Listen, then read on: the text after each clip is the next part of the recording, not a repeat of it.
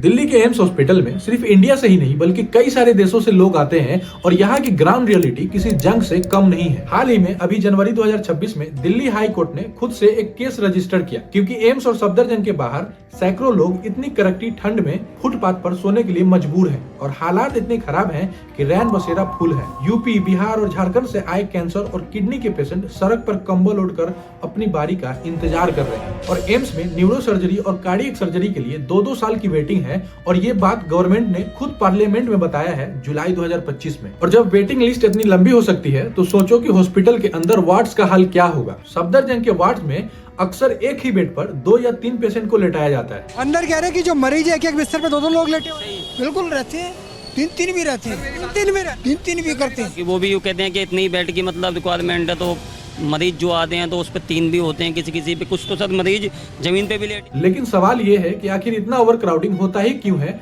जो एक बेड पर 2 या 3 पेशेंट को लिटाया जाता है और क्यों पूरे देश का लोड शहरों के बड़े बड़े हॉस्पिटल्स पर आ जाता है।